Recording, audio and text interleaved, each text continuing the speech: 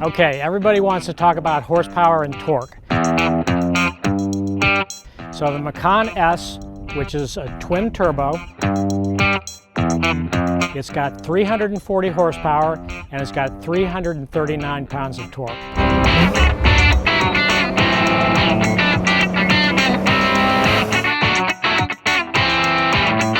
The Macan Turbo, which is also twin turbo, has 400 horsepower and 406 pounds of torque.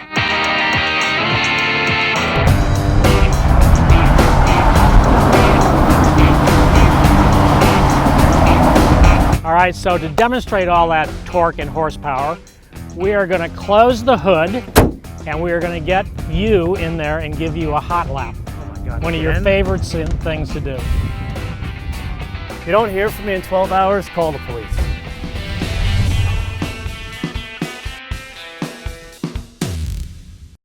Is your seatbelt nice and tight? It's as tight as it's going to go. It seems that you have quickly gotten comfortable with it, haven't you? It's a car with 4 tires.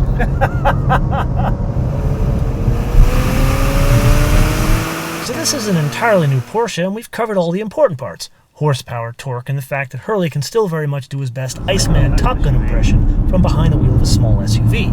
But there's something really important about this new Porsche that we have yet to cover. We have a lot of elements from the 918, and one of these elements is the hood. The other one is this front spoiler lip, and of course also the side plates and the 3D rear lamps. We try to get very big wheels. We try to make it low, wide, and also the typical Porsche flyline, which is falling down in the back. Did you think you'd actually be doing this in an SUV? No. I mean, what an SUV is capable of doing on a racetrack with a Macan or a Cayenne is just incredible. It's such a well-balanced, civilized car that you can pick up the groceries and then take it on the track and have it hold its head up against anything out there. So believe it or not, there's a little bit of a magic trick in this thing. We have to open up the hood to see it. So we've got a clamshell hood, which Conrad told you about. I think it's the first time I've seen a clamshell hood in a Porsche, which I think is a very neat touch. But that's not the cool part. The cool part is down here. You see these vents? This is basically where the air comes in, not here, which is where all the computers are for the radar cruise control. But basically we open up this hood and the vents kind of feed this area here, go up into the hood, and then there are ducts through the inside of the hood, basically underneath the clamshell, that force the air through here down into these ducts here and then ram the air into the engine onto the side. Kind of like 60s era Pontiac, don't you think? So Hurley left me with a car and an open track. And while I've been waiting for the track to be empty, I did a little research. So when I first got here, I was kind of surprised to find out that these are both turbos. But the difference really is the size of the stroke and the PSI. So basically the base car, or the Macan S, that's got a 3-liter engine, where the turbo has a 3.6. So the main difference there is the length of the stroke.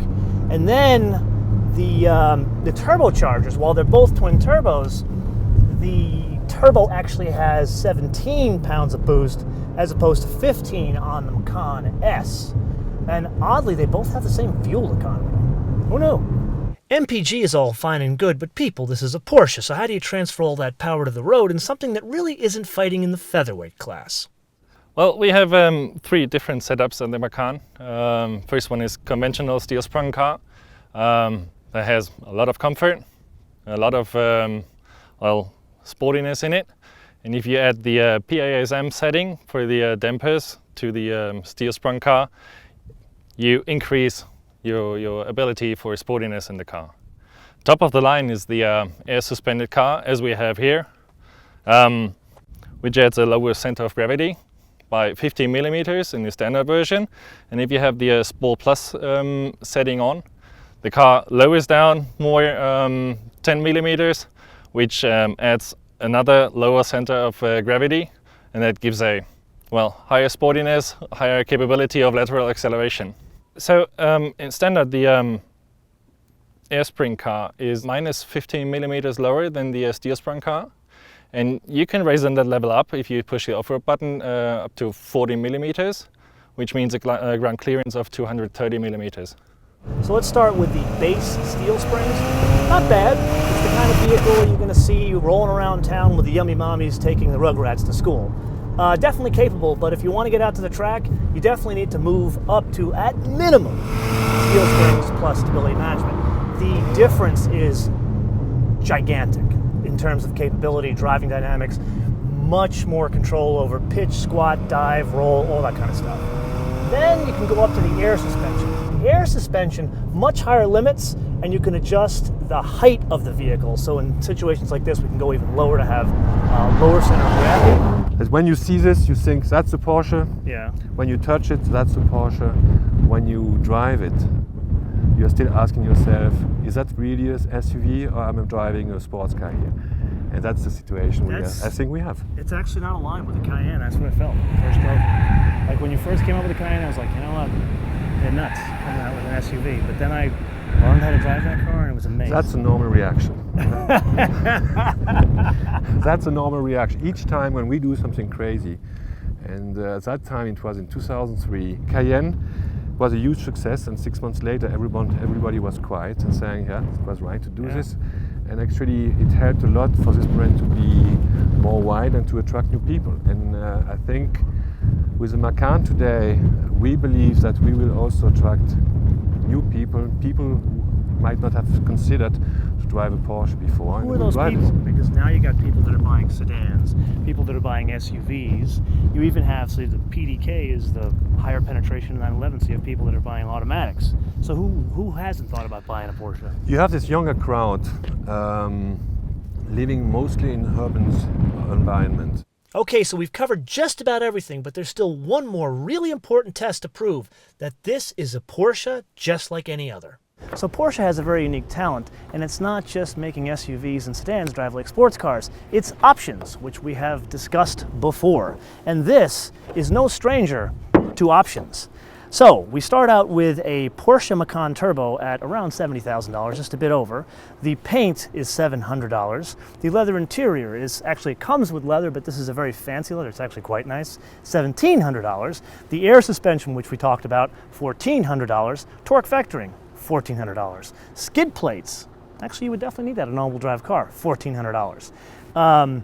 Sun blinds for the rear side windows, that's almost $400.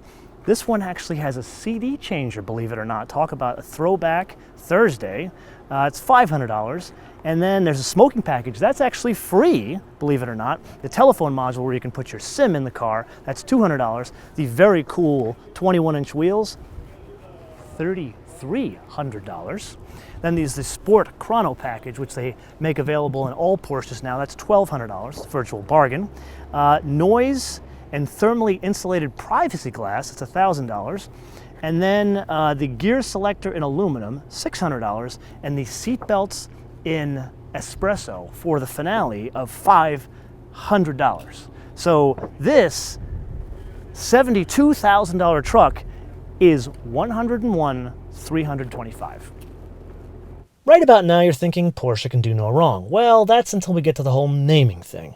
They started out of the gate okay with 911, but that was after a lawsuit with Peugeot over 901. Then for the next 40 or so years, everything was very simple with 3 numbers. Then they decided to complicate things with Cayenne, Panamera, then there was the whole alligator fiasco. So they decided to switch gears and take inspiration from the Indonesian language and name their new SUV after this guy. But that begs the question, if you're going to name your smaller SUV after a big cat, wouldn't you name it after this guy? So I did a little research, and apologies in advance to any native Indonesian speakers out there, but Sabanska Macan I don't think would entirely fit on the deck lid of this vehicle. So going into this whole thing, I'm thinking to myself, this is just going to be a baby Cayenne, right? Turns out that's the exact wrong way to look at this whole thing. It's not that it's just a cheaper car, because it's not. Depending on how you option this thing, it can be just as much, if not more, than a Cayenne. You got to look at it as it's more of a sports car than the Cayenne. Think about it. It's smaller.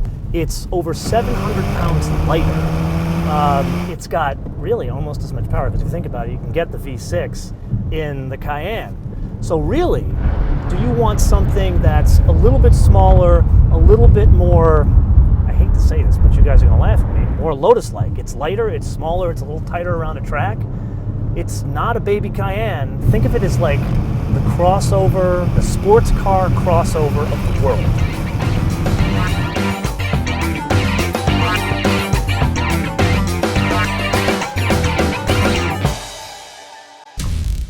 So click here to watch one of our 250 other episodes, click here to subscribe, and can we ask you guys a favor? Can you watch these within the first 36 hours? Because it gets us more views, which gets us more dollars, which get you more episodes. And of course, follow us, MotoManTV, all one word, Facebook, Twitter, and Instagram. I'll see you guys next time.